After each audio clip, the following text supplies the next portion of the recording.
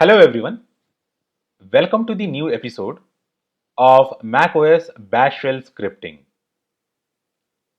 My name is Ashwin and in this tutorial we are going to explore the scripting of the Bash shell with macOS. In case you are not comfortable with the commands of the Bash shell on macOS or any other operating system, I recommend you to go through the links that I have mentioned in the description down below.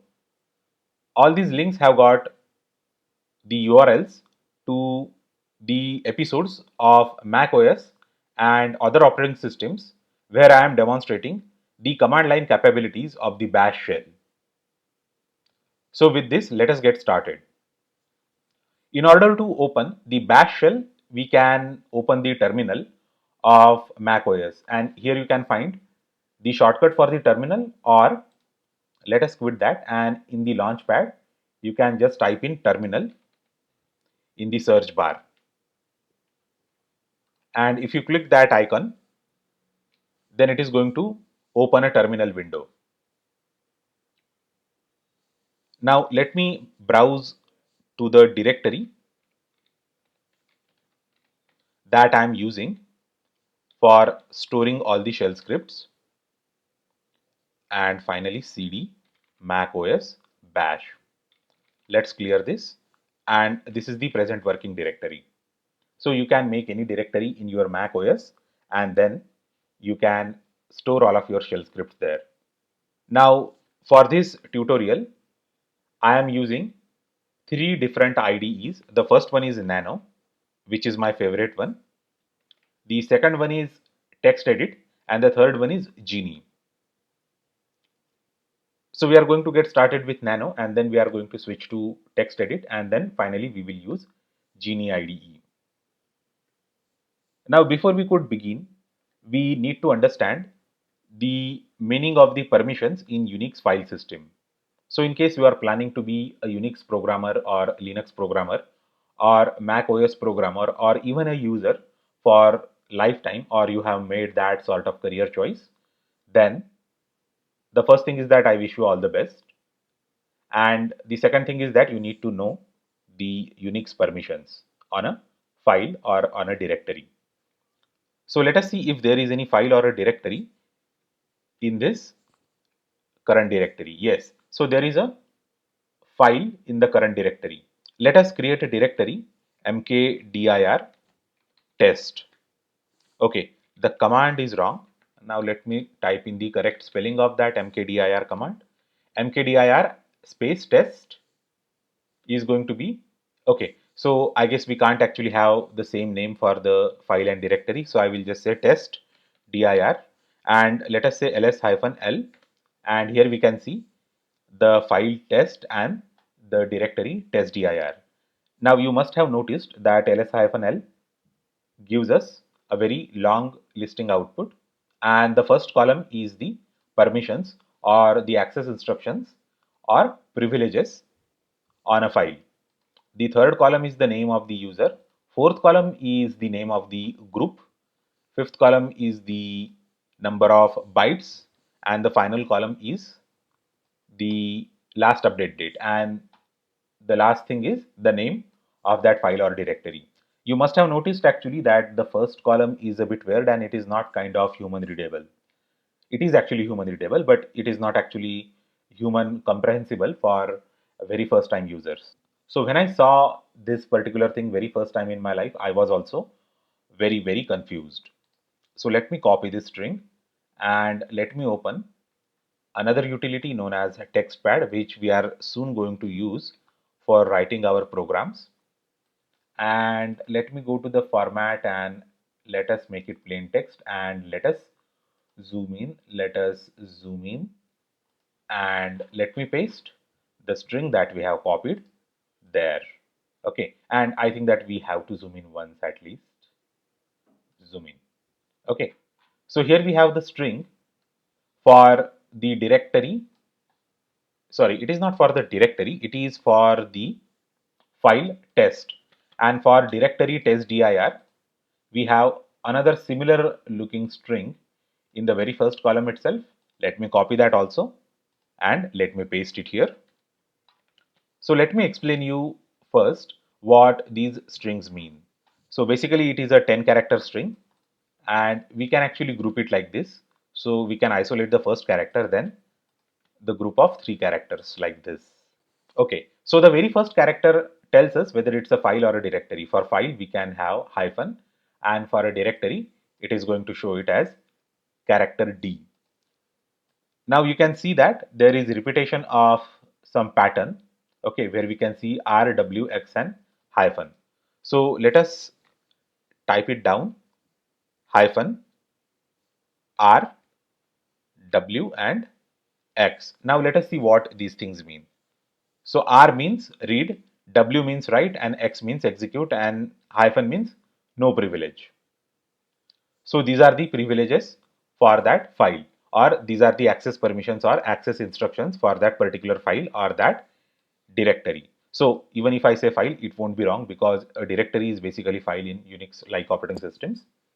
You must be wondering why there is a collection of 3 sets of permissions. The first set of permissions refer to the owner of that particular file or directory. Second thing is group, and the third thing is for all the others. Okay, so let me delete it because it looks hideous, and let me explain what is the meaning of owner, group and all the others. So owner means, let me tell you an example. I have logged in with the user Apple here, and so do we have that command? So if I say who am I, then it is going to tell me the name of my user. So I am the user Apple. And if I create a directory or a file with this user using the command prompt or using the graphical user interface, then I am the owner of that particular file or directory. So in the Unix like operating systems, users are grouped into various groups. And for example, if you have a group for administrators, so individuals with administrative level of privilege will be grouped in that particular admin group, and they will have the highest level of authority, system admins. Then you will have a group for database administrator, and they will have authority to work with only their own software and own part of file system. Then there will be a group for developers, and then there will be a group for testers. So this way we can have multiple groups.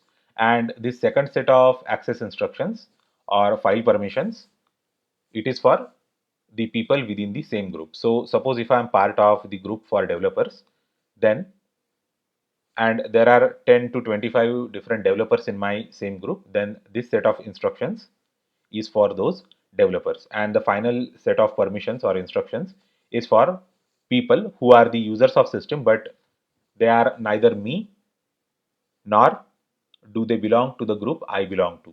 So all the other users or all the guest users, they will have this set of permissions. Now we can also represent these permissions numerically. So this stands for 0. This means 4. Write means 2. And execute means 1. Okay. So we have 0, 4, 2, 1. And then we can represent these things in numbers. So R for 4, then 2 and 1. Here we have R, we have hyphen that is for 0 and 1, and again 401. Now we can add the individual digits in these numbers, and we can have a set of 3 numbers. So the first is 7, and the second one is 5, and the third one is 5. So the final number or the final numerical string that represents this is 755. Okay, so the 755 is the access level or the set of permissions granted on the file test. Similarly, we have here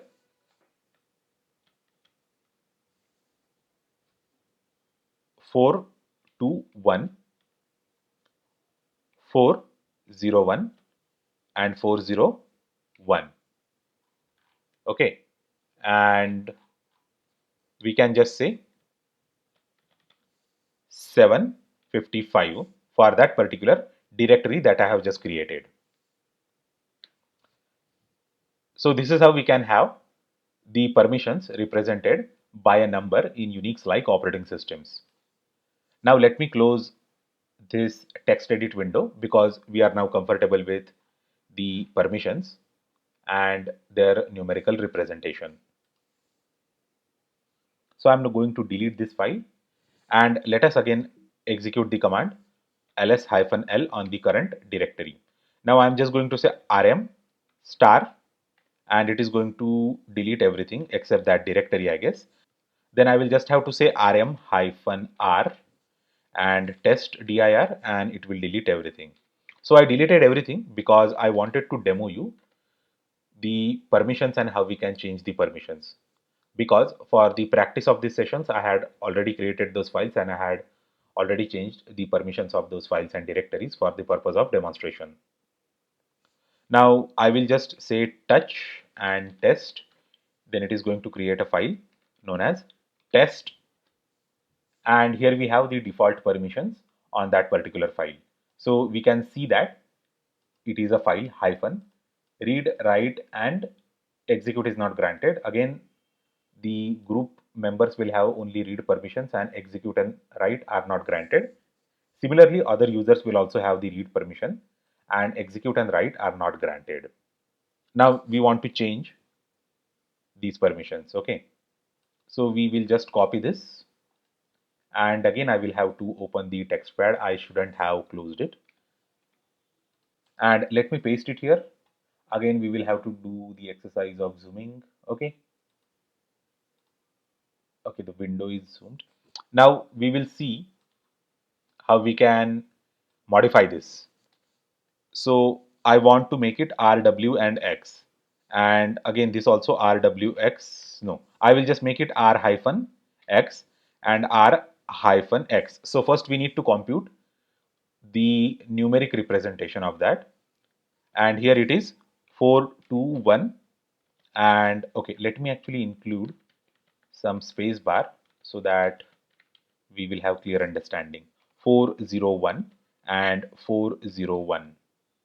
So it can be represented with 755.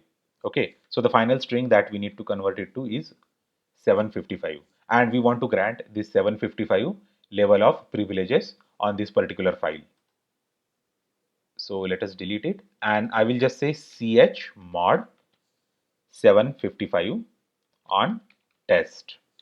And if I run the command ls-l now, you can see that the file has got the execute privilege.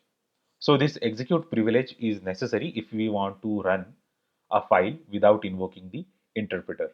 So we are going to see that in the course of execution of this entire episode. So let me clear the screen.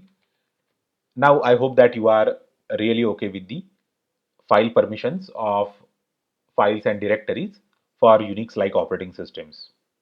So in case you are not clear, then I would recommend you again to see this part of video. And let me repeat that chmod command, chmod 700,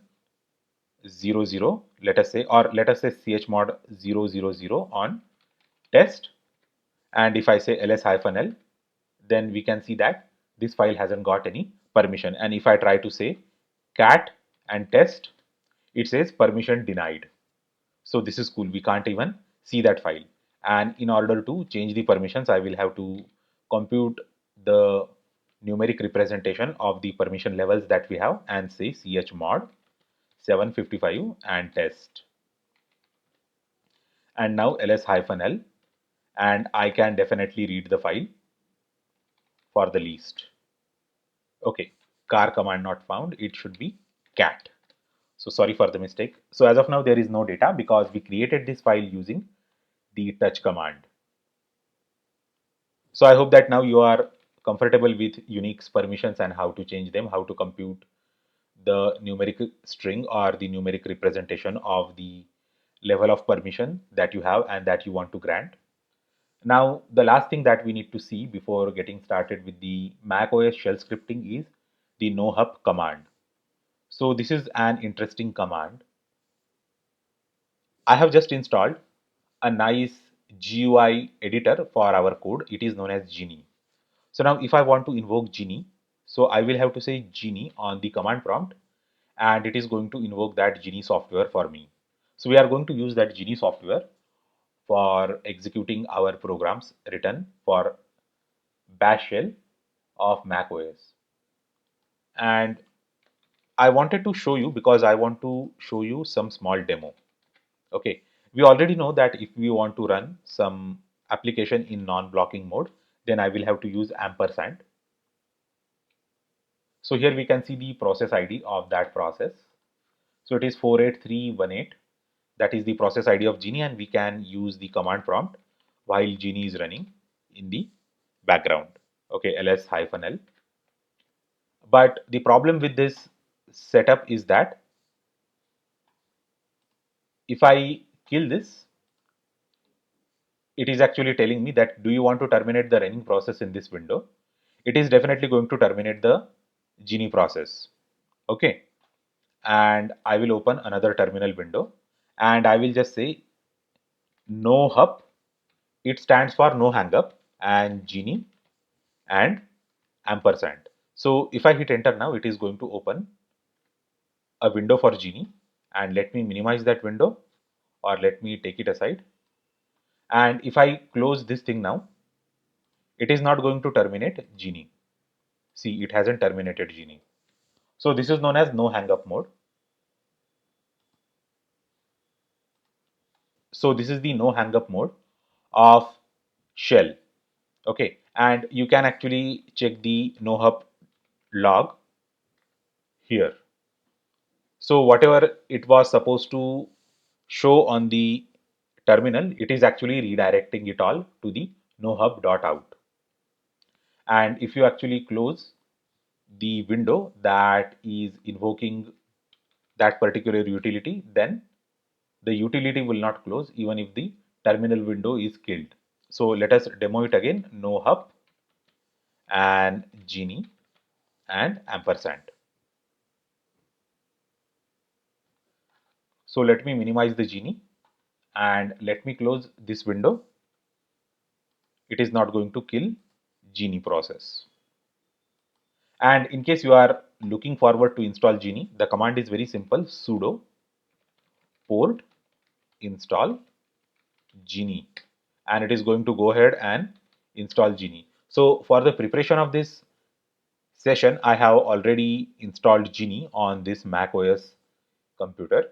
So that's why it is actually taking such a less time to show us that the process is complete and the Genie is already installed. So in the later part of this entire episode, we will use Genie for writing and executing shell scripts. Now, armed with the knowledge of file system permissions of Unix-like operating systems, we are going to get started with the bash scripting with Mac OS. Alright then, let us get started with the bash scripting with Mac OS. Let's begin with a very simple command, hello world or hi. So we know that this prints hi, and then we can also see the date with the command date. Now I want to execute both the command one after another in a single go. So for such sort of arrangement, we need to put both the commands in a single file, and then we need to execute that file with the bash interpreter. So that is the very basic shell script. So let us do that. Let us see if there is any file, and I will say nano prog 00, and if I hit enter, it is going to open a new file with name prog 00. Basically, it is going to create a new file with the name prog 00, and it is going to open it for editing. So we will just say echo hello world exclamation mark. I hope that it runs, and date. So control X, clear, and bash, that is the interpreter, and I can just say prog 00, and if I hit enter, it runs that file for us. So here we can see it is printing the hello world and then the date. So it is going to execute all those instructions in the same sequence. It is going to fetch it from the file. So whatever instruction you are going to mention first, it is going to execute it first. So this bash script is sequential thing, and it is going to run all the script in the same sequence. It is reading it. So usually the bash scripts have extensions, and that extension is sh. So I can just say prog00 and prog00 dot sh. So now the file that we have is prog00 dot sh, as we can see here on the terminal. Now this actually gives us a small advantage. So suppose if I want to see the list of all the shell scripts, then I can just say star.sh. Okay, and it is for our understanding too. So just in a first look, we will understand which one is the shell script. Now we can also use the utility sh to run the shell script, and I will say prog 00 dot sh, and it is executing that particular shell script. So we can use these two programs, sh, that is simple shell, which is old program, and nowadays most of the systems, their bash utility is the target of that file sh. So whenever you type in sh, it automatically invokes the bash utility, because bash is nothing but born again shell. So I guess I have not mentioned it in earlier episode also. Bash stands for born again shell, and it is an improved sh utility. So this is all about invoking a program. Now we want to invoke the program even without invoking the bash utility explicitly. So we just want to be able to type in the program name and execute it, and that is going to be quite exciting. So for that, first of all, we need to search for the path of the bash utility. So this is the path of bash utility, and I'm going to copy it. Let's copy it, and again open our file prog00.sh, and we are going to use a technique known as shabang or shebang. So it is hash sign followed by an exclamation mark followed by the path of the shell interpreter. So here you can use any shell interpreter that you are comfortable with, but since we are writing the shell scripts specifically meant for bash or sh, we are going to mention /bin/bash, and we are going to follow the standard throughout this entire episode. So I will just save this file, and in order to invoke any file or in order to execute any file, I will have to type dot followed by a slash and name of that file. And if I hit enter, it should execute this file. What do you say? It says permission denied. The permission denied because obviously we haven't made it executable. So here we can see the file is not executable for any user, group, or any outside user.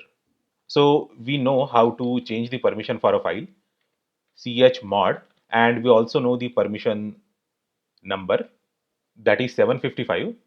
So I will be able to execute it, my group people will be able to execute it, and any third party user will also be able to execute that script, and prog00.sh. And if I say ls-l, then we can see that this file is executable now. And now if I say ./prog00.sh, it is going to automatically execute that file. So let me take a moment to explain you how this thing is working. So whenever I say ./, it means that I am trying to execute a file, and the shell interpreter will check the first line of the file.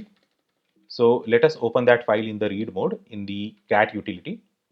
It is going to check for the first line of the file, and then it is going to check for the interpreter that we are supposed to use to execute this script, and then we are saying echo hello world and date.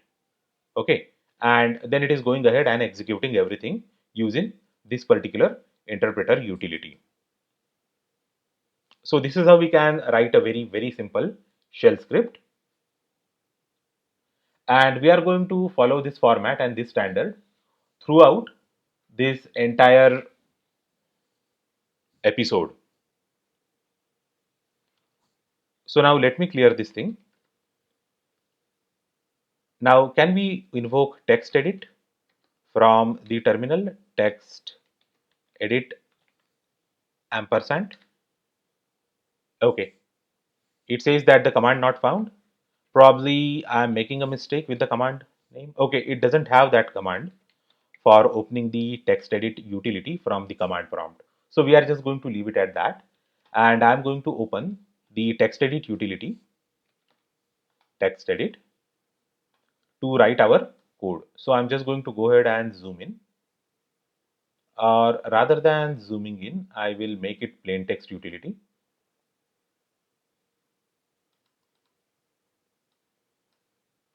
So format, make it plain text, and view, zoom in, or what will happen if I say actual size? Okay, so let's zoom in and let us reduce the size. That's a lot of headache. So I just want to show you the usage of text edit utility to edit our code. So let me again zoom in, and we should be actually comfortable with the font. Now we are going to write our second shell script. So the second shell script will also start with the same convention /bin /bash. And in case you want to mention anything in the comments, you can just say hash or this pound sign and let's say user input. So whenever shell interpreter is going to see this hash sign, it is going to assume it as a comment. Now let us provide the user input. So echo who am I talking to? And now we are going to read a string and we are going to store it in a variable known as name. Finally, we are going to print echo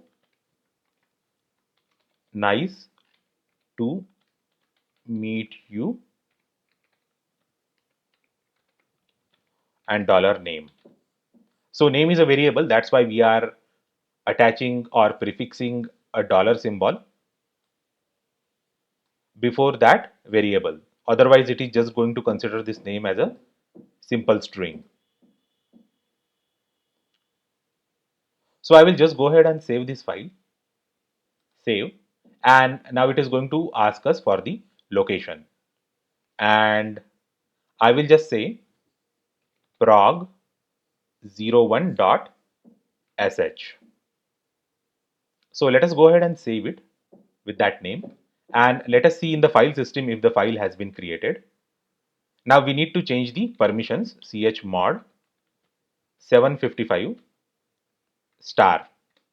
So it is going to change the permissions of all the files. We don't have to individually write the names of the files.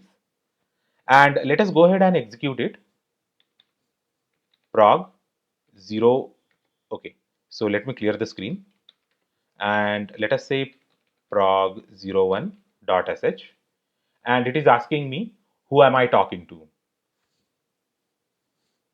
So I am going to mention the name of a historical character, Henry the Fifth of England, and if I hit enter, it prints nice to meet you Henry the Fifth of England. So this is our second very simple shell script. Now we are going to get into more details gradually. So I will open the text edit thing again and I will say duplicate and I will save this copy with another name saying proc2.sh, and let me close this window and let me open the proc2 window and let us zoom in again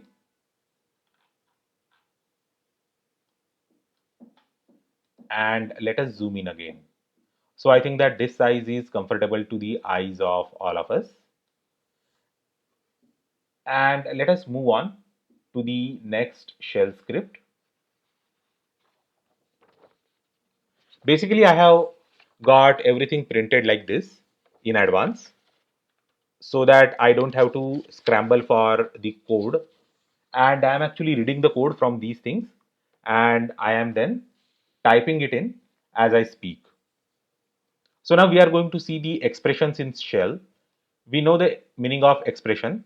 So a equals to 2 plus 3 is an expression which is assigning that computation of 2 plus 3 to the variable a. So we are going to see how we can write expressions in shell, or to be very specific, the bash shell expressions. So the very first way is we are going to use the keyword let a equals to 5 plus 4 echo $a. We can also say let a equals to 5 plus 4, and we are going to see the output. We don't know what happens in advance, or basically I know but I don't want to disclose because it is suspense. We are going to see every possible way we can use this let expression echo $a and let a equals to 4 multiplied by 5. Okay, and echo $a. So let me go ahead and save this file.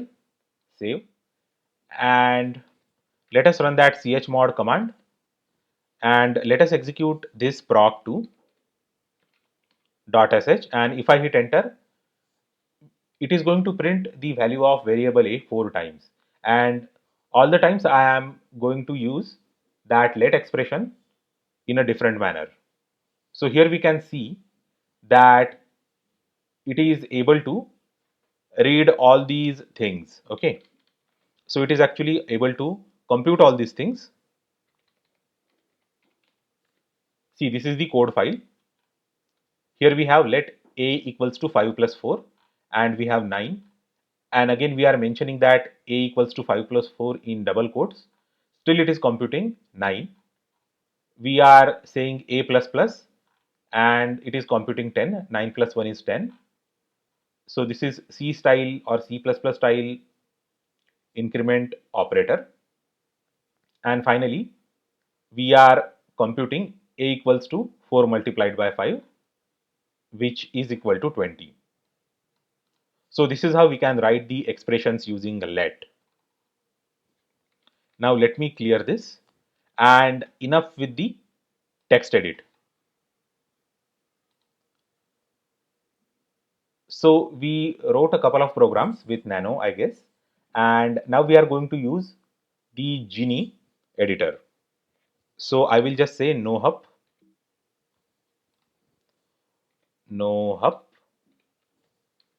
Genie, and ampersand. So if I hit enter, so this is the same command we learned in the beginning of this episode, and this is how we can use all these commands for our advantage.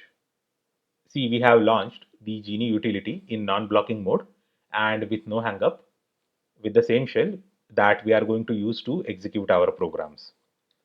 So let me clear that terminal and let me take a sip of water because my throat is dry.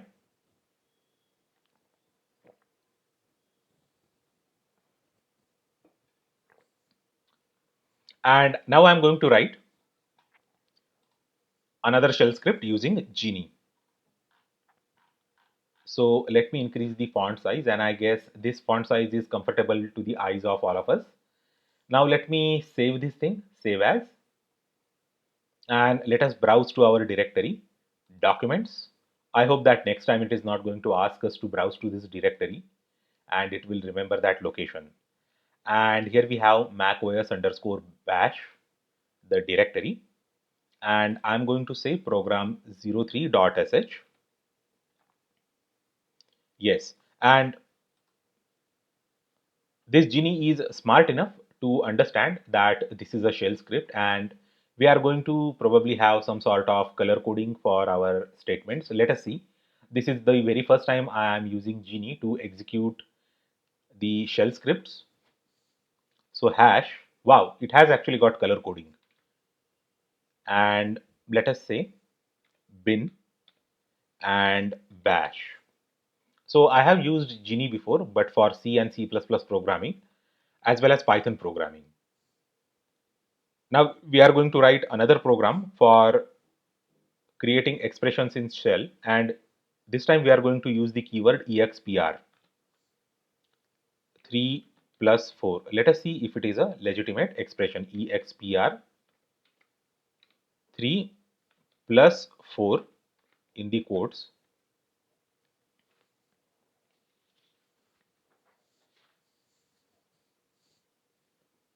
Expr 11% 2. A equals to dollar expr 10 minus 3, and this is also an expression. So we are actually using here dollar sign for computing an expression, and let me hit enter and let us say echo dollar $a. So let us save this. Is this the symbol for save? Yes, this is the symbol for save. So we have saved that current file, and if I just hit the run the current file button, then it should actually execute the program, because I don't remember changing the privileges. Let us see what happens.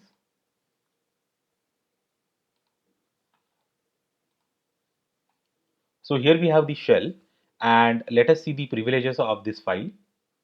Yeah, we don't have the execute privileges on this file. Let us see if Genie is able to execute this file without the execute or run privileges.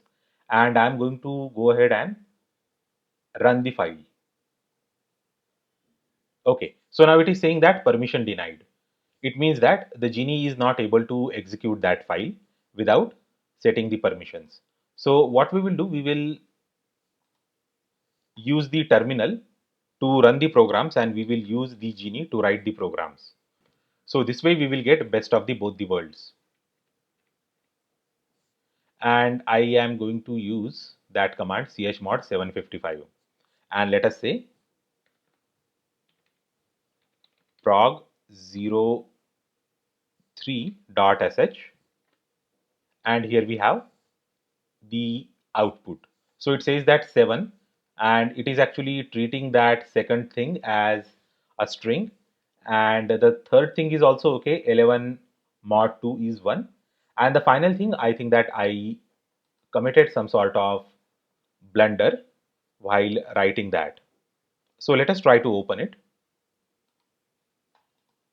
Okay, so this is our Genie window, and okay, what happened to the program? I don't see our program. So let us go ahead and open the file again. And here we have prog3.sh. Okay, and okay, so the expression is correct. It is supposed to execute. I am not sure why it is not executing. Okay, so because of the spaces here, we have some white spaces between equal to and dollar, and the name of that variable and dollar. So let me save it again and let us try to execute it again. So this way actually we keep on learning a lot. We learn by making mistakes. So here we have the output. So 10 minus 3 is 7, and we actually corrected the mistake. Okay. So here we have the Genie window. Let us make it full screen. Okay. So this was our third program. Now I am going to save this program as program 04.sh. And now beauty of it is that I might not have to change the permissions of prog04.sh because it is even copying the permissions of file while copying that file. So let us quit this text edit. Okay. And let us go to the terminal, clear it, and let us see ls-l prog04.sh. No, it is actually not granting it the permissions to execute. Even we have copied from the same file. So whatever I said earlier was wrong, and we will actually manually have to set the permissions even if we are creating a copy of that file. Now let us see another method for writing the expressions. So this is prog04.sh, and I am going to write the expressions using dollar symbol exclusively. So a equals to dollar of 4 plus 5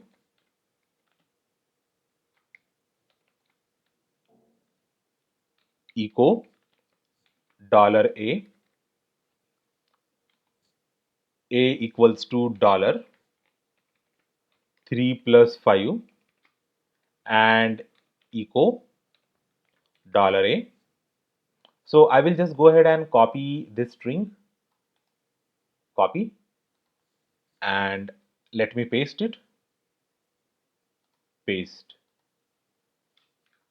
So we will just say b equals to a plus 3, 3 plus a,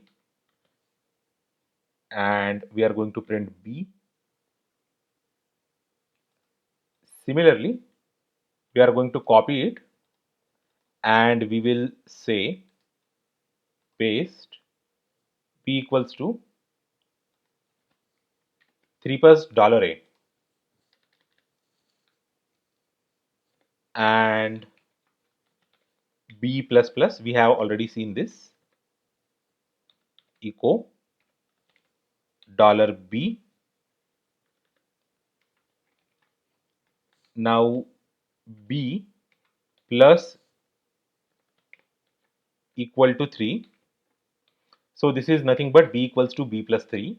We are just writing in some compact way, echo dollar b, and finally a equals to dollar 4 multiplied by 5. So this is the third method with which we are defining the expressions.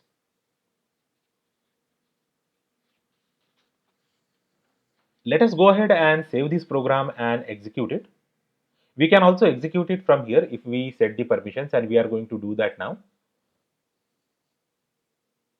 Okay, so I guess I forgot to close the earlier window, and here we have the Genie window, okay, the new window. So let us change the permissions to this file and let us execute it using that Genie window. Where is it now? Okay, here we have the Genie window, and if I hit that execute button, here we have the output. Okay, so the first statement was, let me read it from the page, 4 plus 5, that is 9. The second statement was 3 plus 5, that is 8. And now the a has got the value 8.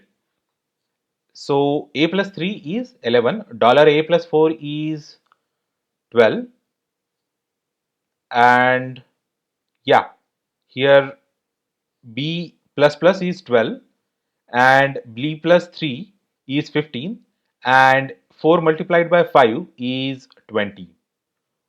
So here we can see that we have executed that example using Genie, and here we can see probably the command that is executing using that Genie.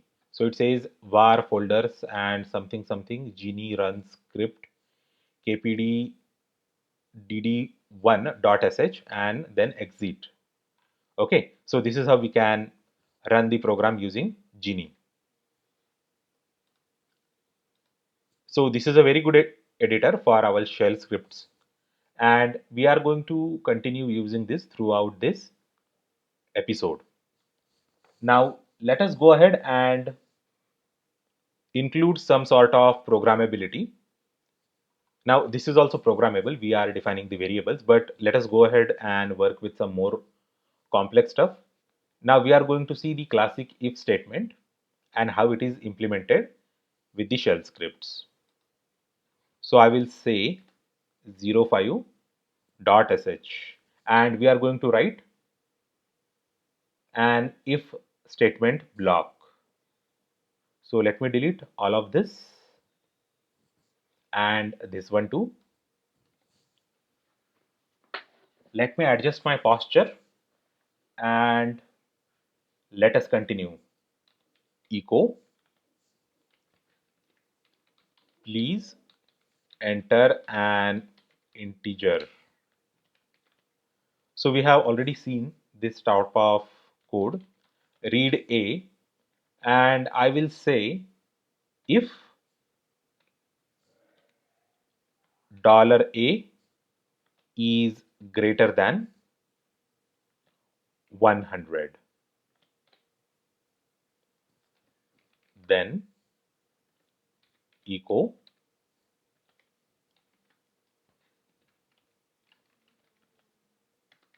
the number is greater than 100, and we are going to close that if with fi, which is string reversal of the keyword if. So you will find a lot of such things in bash. Now I'm going to save this. Let us change the file permissions and let us clear the screen and execute this prog05.sh, and if I hit enter, it is asking me for an integer. I will say 2 and it is not printing anything. This means that our program executed correctly. It is checking that against that if condition. And let me hit enter again. Let us say 99. Okay. And let us say 100. Still it is not printing anything. And finally, if I say 101, the number is greater than 100. So this is a simple if program. Now we can also add an else block to this if program. So I will just save this file as prog06. So since we have a GUI based editor, everything is kind of easy. So rather than adding an else block, we are going to have a nested if thing. Okay, a nested if means if within if. So let us say if $a %2 equals to 0, and then echo it is an even number, and I can again say fi. Okay, so this is the inner if statement and this is the outer if block. So here we are just checking for the even and odd number. And in the next example, we are probably going to use the else part. So first of all, we will learn about nested if. So let me save this. Let us go ahead and change the permissions. Okay, sorry, I executed the earlier program.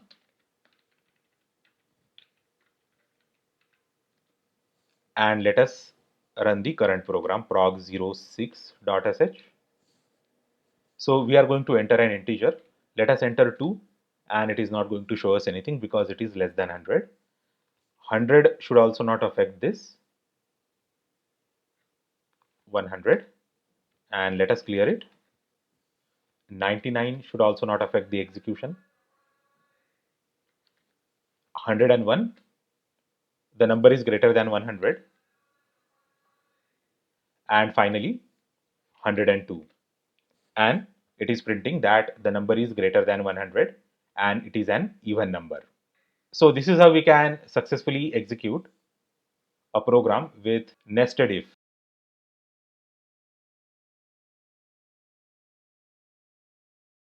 The next program that we are going to see is the if condition with else block. So we are just going to make a copy of this same program and provide it a new name like this. Now let us go ahead and write the else block. So here let me delete that nested if, and here I will say else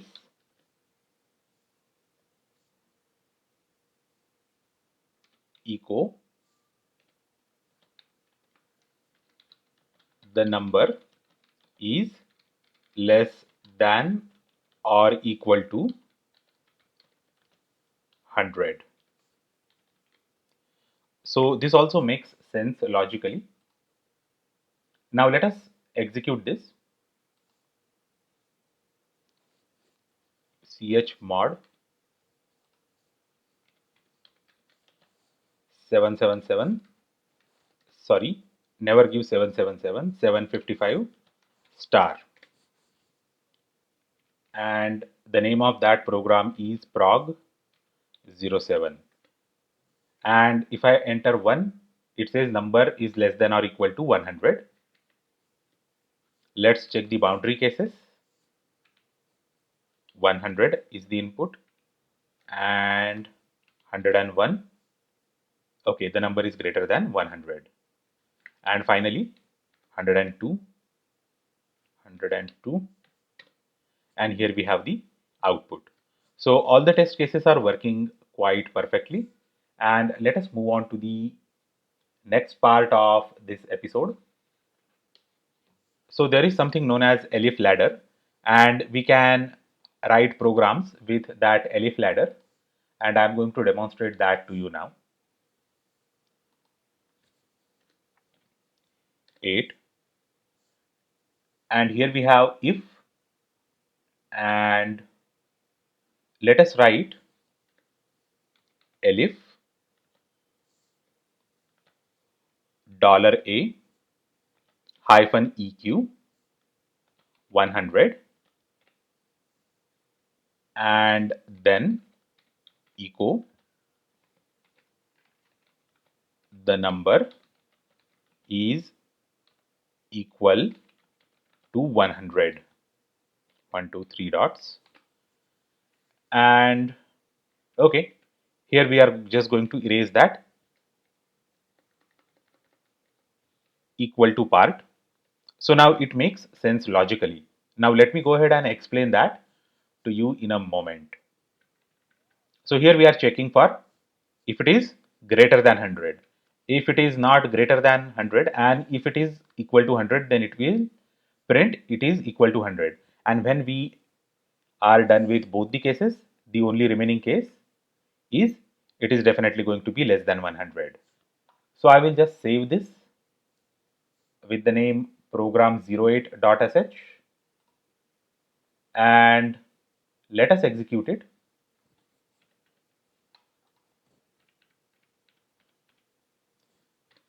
And dot slash prog08.sh. So let me enter the boundary cases first, 99, and it says number is less than 100. 100, the number is equal to 100, and finally 101. Okay, now, okay, sorry, I guess I made a mistake in writing the name of the program, and here I'm going to say 101, and here we have the correct output. So this is how we can use the elif ladder. So we just need to add this elif block to our code and then say done. Now we can also use something known as switch case. file, save as, program09.sh, and I will just remove all this part.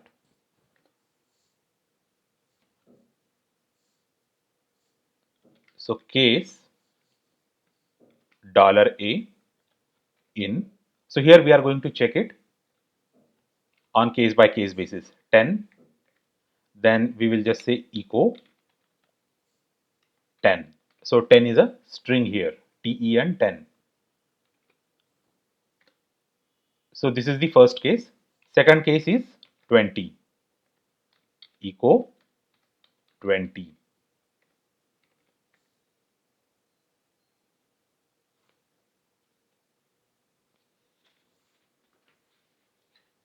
And finally echo, or let's say 100. Let me scroll down a bit. Yeah, and echo 100.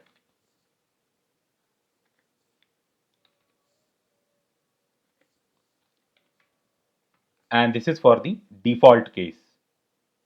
And I will just say ECHO, or I will also put this entire stuff in the quotes. Not that it is necessary. It is actually a good practice. Default case. So whenever you are going to use some IDE like this, it is going to highlight it accordingly. So here we are going to use that keyword ESAC, which is case spelled in reverse. So let's check for the correctness or any error. And let me save this. Let us go to the command prompt and change the permissions and prog09.sh. What's wrong?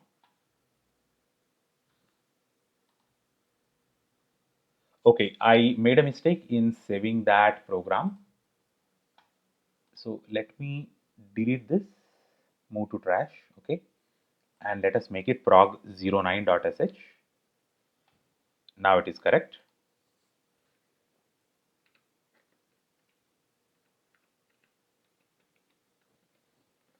Nine. Okay, let me hit enter now. Let us enter an integer 10. Now it prints 10. 20, it prints 20. 100, it prints 100. And if I say 1000, okay, again I made a mistake in typing the name of the program. 1000, and it says default case. So this is how we can use switch case construct in our programs. Now let us write a very simple program to check the length of variables. File, save as, program 10, and let us remove the part that we are comfortable with and say a equals to hello world.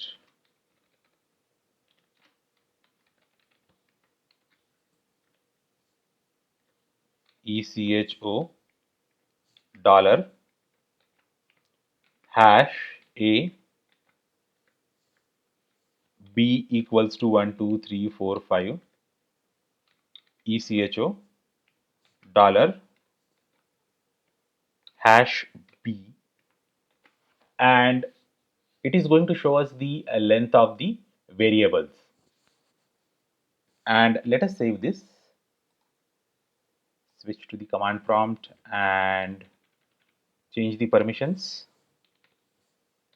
prog 10.sh, and we can see that lengths are 13 and 5.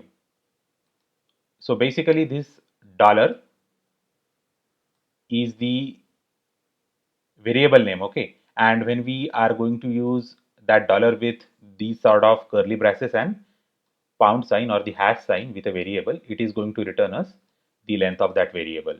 So here in this case, it has treated both the variables as strings and it has returned us the length of both the strings.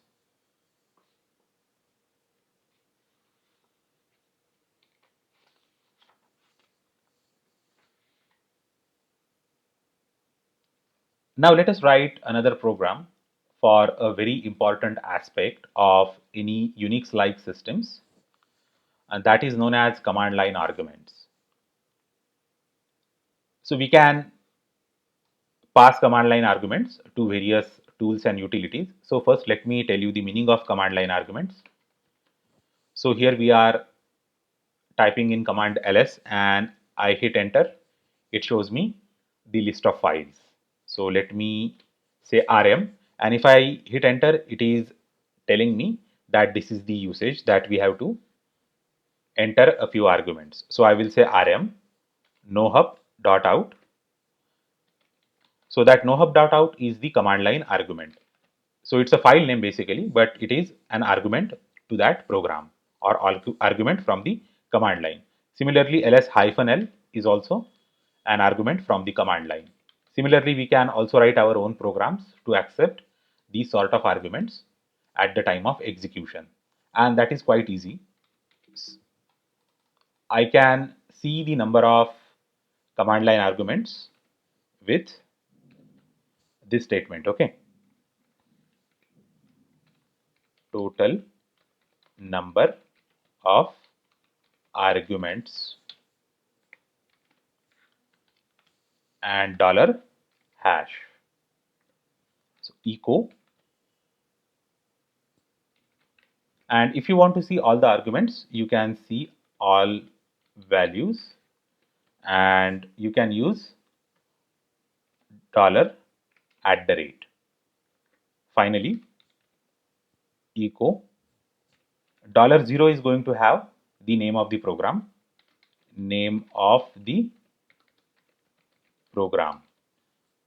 and you can also individually access the command line arguments with the dollar symbol. So the $0 is going to store the name of the program, and let's say echo first argument $1, echo second argument $2, and let me save it. Let us execute it.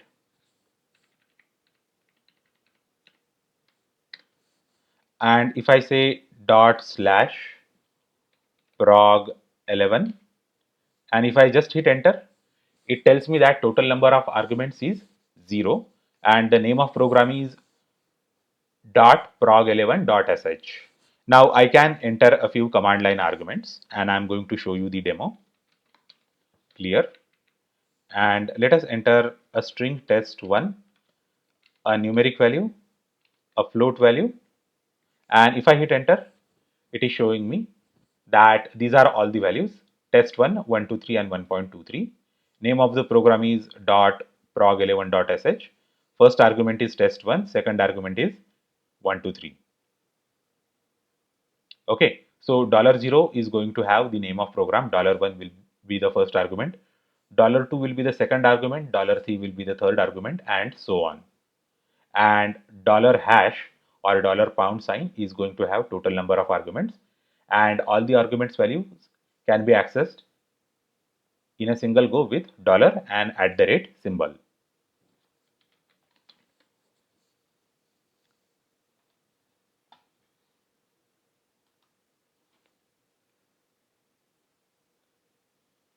Now, if you have been programming for a long time, you must be aware of the concept of subroutine or routine. So when you want to write a repetitive piece of code into a separate place, it is known as a routine. So rather than writing that repetitive code again and again in your main program, you are just going to write it separately and then you are going to call it whenever needed. And that separate piece of code is known as function, routine, subroutine, or method. So we are going to demonstrate that now, and it is going to be only 4 to 5 lines of program. We are just going to see the basics of how we can write routines or functions in Bash shell. So let me write a simple routine which is going to print a message. So print. So don't have any routine names that are going to conflict with any built-in keywords. So that is a good practice. And I'm going to say echo hello from the routine,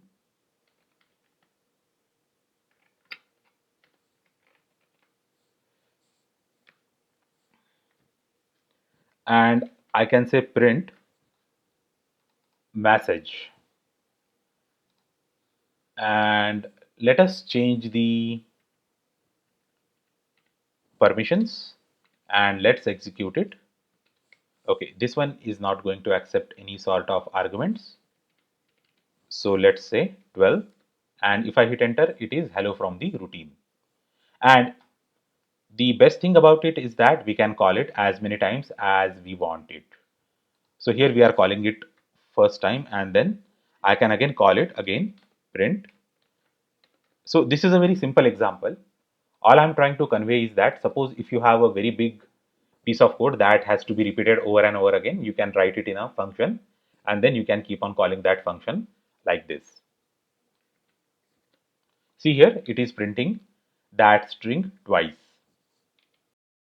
Let us understand how to write loops in Bash shell programming. So let us take some time to understand what loops are.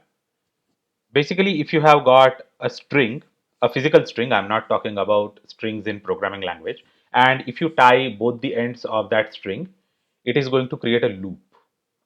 And if you are going to start from one end which is tied, and if you are going to traverse through the entire length of that string, then it is going to finish at the same point. So beginning and end is the same. So it actually sounds quite philosophical, but that is the physical phenomena of loop. That's why we can say that there is loop.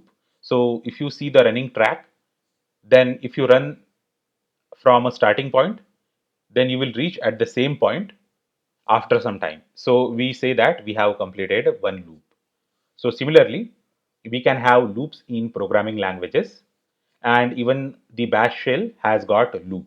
There are various types of loops, and let us write programs for creating loops. And this editor is still showing us the earlier program. So we are just going to go ahead and save it as a new program. We will just reuse the first part of that program, which is hash exclamation mark slash bin slash bash. Now we are going to announce a variable that is counter. So we have declared that variable counter, and I am going to say until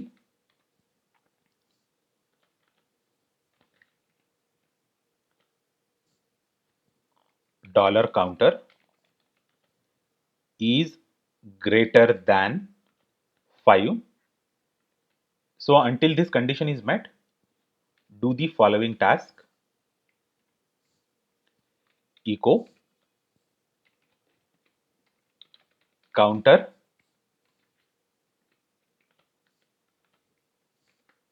and counter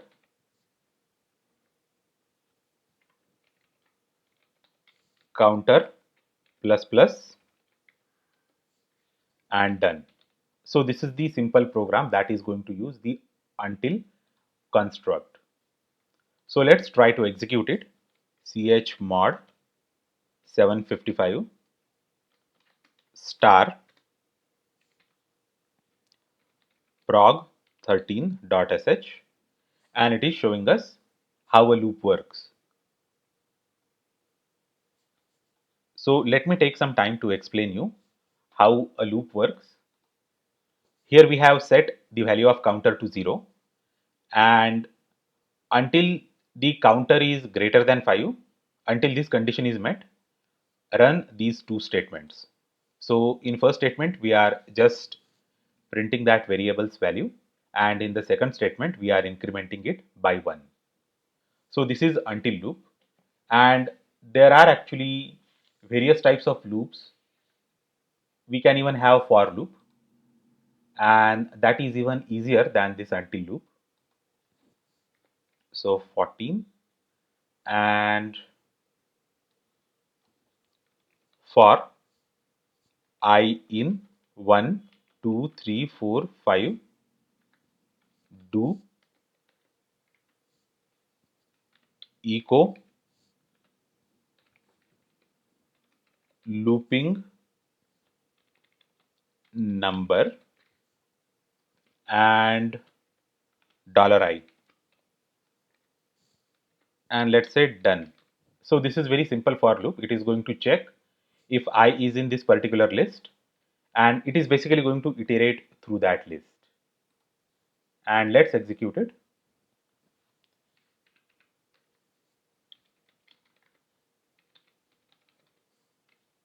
.sh, and see, it has iterated through that list. So this is how we can use for loop. Now we are going to write a program for computing the factorial using for loop, and that is going to be quite interesting.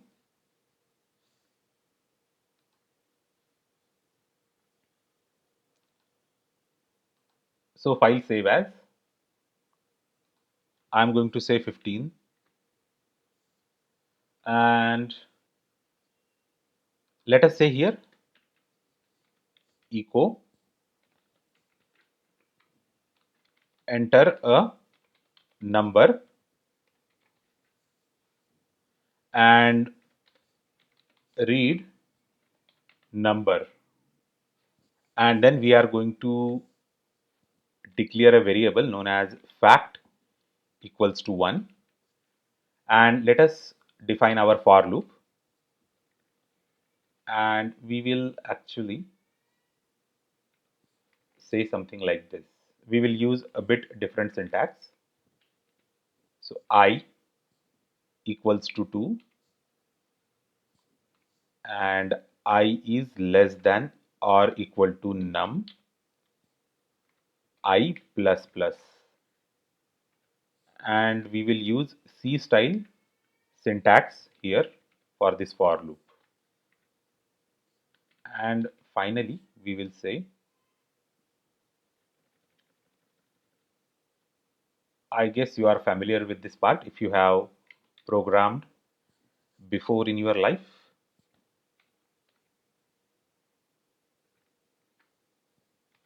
Fact multiplied by I, and I will just say echo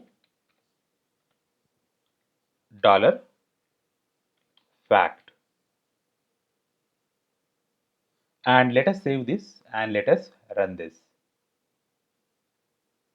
Save, and where is that Genie IDE? Yeah, here we have the Genie IDE, and here we have the command prompt.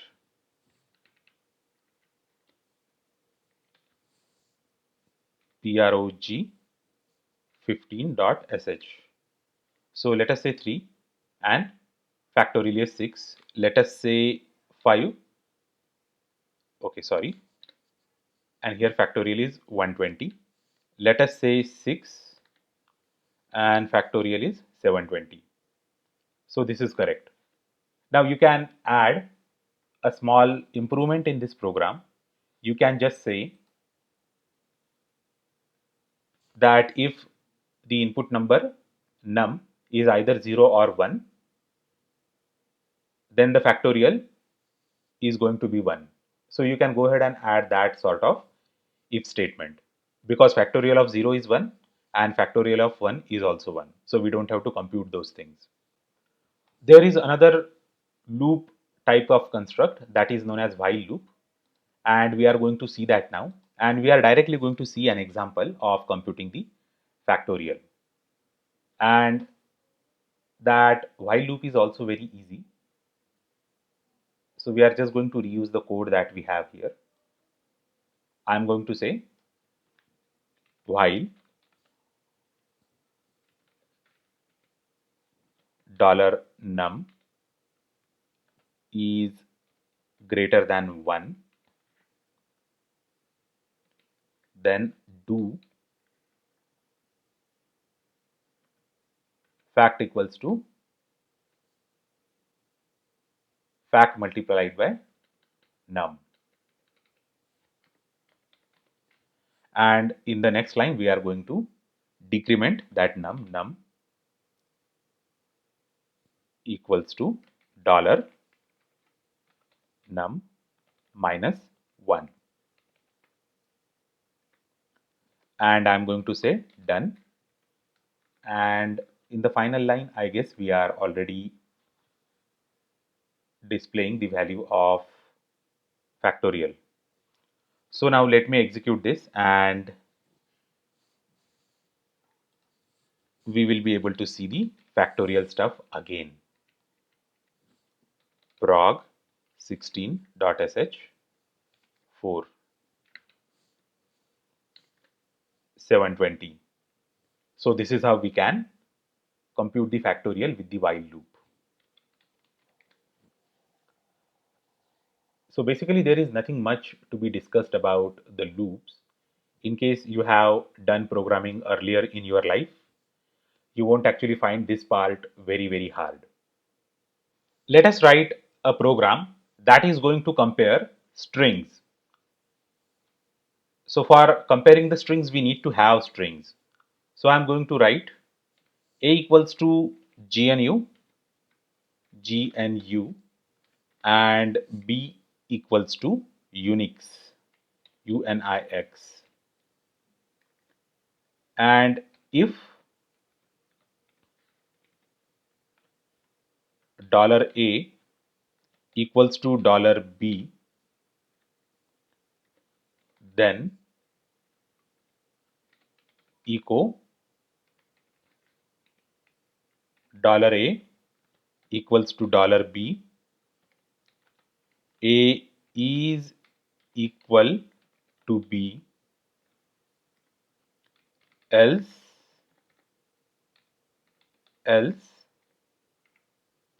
echo, I will just copy this string, copy and paste, is not equal to B, FI. So we are just going to keep on copying and pasting this construct. So this is going to check for equality. Now we are going to check for inequality. So this is also going to give us a bit of hands-on. And let's say not equal to, and here we are going to say equal to. Similarly, if we want to see the length, if it is 0 or not, -z is the way we can check.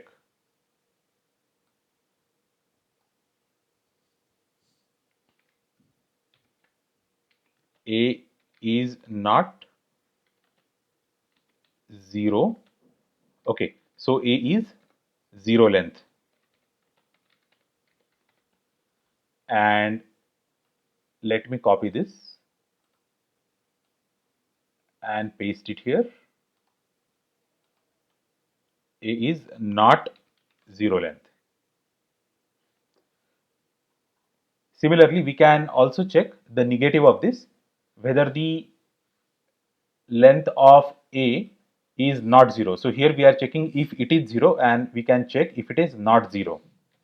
So we just need to have this one replaced by n, and we need to interchange these, not 0 length and 0 length. And finally, we can check if a string is empty or not. So let us copy this and paste it. and we just need to mention $a and not empty is empty. Let us save it. Now let us go ahead and execute it. Chmod 777 star and prog 17.sh. So it is saying A is not equal to B because GNU is not definitely Unix. So have you understood the joke? The full form of GNU is not Unix, and it is a recursive acronym, and I have created a small joke. GNU equals to Unix, A is not equal to B, so GNU is not equals to Unix. So GNU is not a zero length, and GNU is not zero length, and GNU is not empty. So this is how we can compare the strings and print the relevant messages. Now you can modify the contents of that variable $a, and then the messages here will change accordingly. Now finally, I am going to say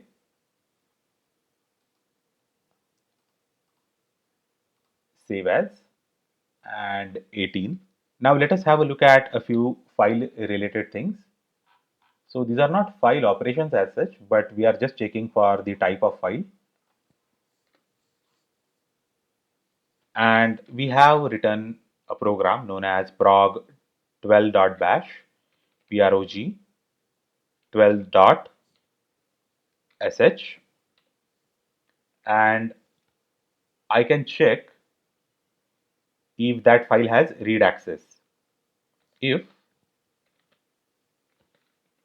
the current user has got the read access to that file, then I can check that -r $file. So it is going to return true. So then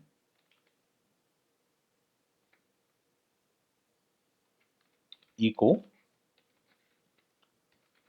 the file is readable,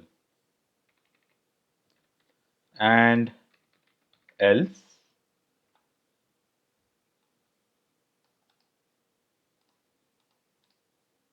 echo file is not readable, and I'm going to say fi.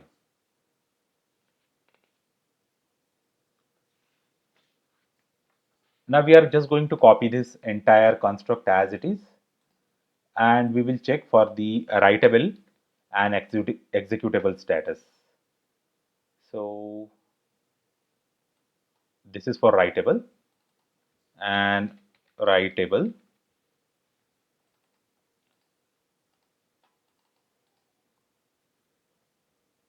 paste. Now let us check if the file is executable.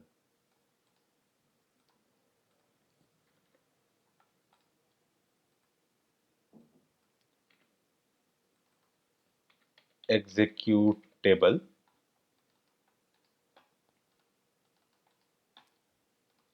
paste,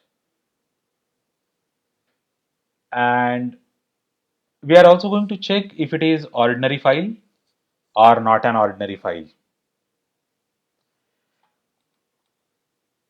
So let's copy this and paste it here. -f, the file is an ordinary file. So basically we are writing a very small utility,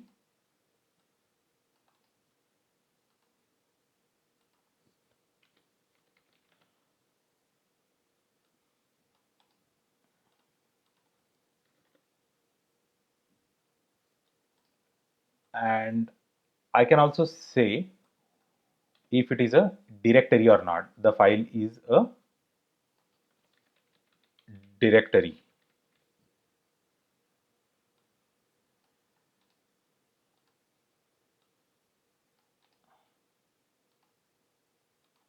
not a directory.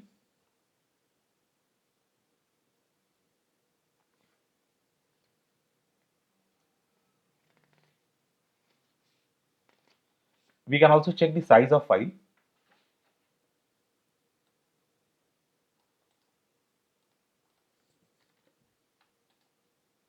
Paste hyphen with hyphen s, and the file is file size is not 0.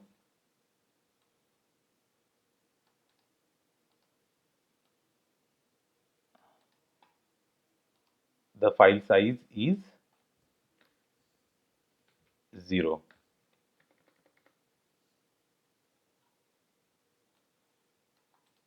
Let me copy this. We can check if the file exists. The file exists and file does not exist. So this way we can check for the existence of file, size of file, readability, writability, executability, whether it is an ordinary file and whether it is a dictionary. So let us save this program. And if you have noticed, if we don't save the program, this program name is in red, and as soon as we save it, it becomes black. So I guess that is the feature of this Genie IDE. And let us go to the terminal window and give the permissions and prog 18.sh, and this is the output. So the file is readable, writable, executable. It is an ordinary file. It is not a directory. File size is not 0 and the file exists. So this is a very small utility that we wrote using the functionality provided by the bash shell. So now let me conclude this entire episode of learning bash shell scripting with Mac OS. So all the code that I have used in this entire episode is platform agnostic. It means that it is going to run on any Unix-like system, and if you install Cygwin, then it is probably going to run on even Windows Computer too. So it is going to run on Debian, Raspberry Pi OS, Ubuntu, FreeBSD, and any other derivatives or FreeBSD like OpenBSD, NetBSD, Dragonfly BSD, Desktop BSD. It will run on all the versions of Mac OS, OS X, and Mac OS X. The only condition is that it has to be bash shell. So all this code is tested on multiple platforms, including Mac OS, FreeBSD, Ubuntu, Debian, and Raspberry Pi OS. So I'm planning to make a version of this code for Windows and Cygwin. In case you want to download all these files that I have created, all the shell script files, ls star dot sh, then you can check the description section of this episode and you will find the link to the GitHub repository that has all this code. I am planning to upload a lot of new videos on shell scripting, bash, other shells, Linux, Unix, C programming, C++ programming, Python, Java, JavaScript, and all the technical topics. So it will be great if you could just go ahead and subscribe to my YouTube channel. Do let me know if you have any questions or queries in the comment section down below. Thanks a lot for watching this video lecture, and I will see you next time.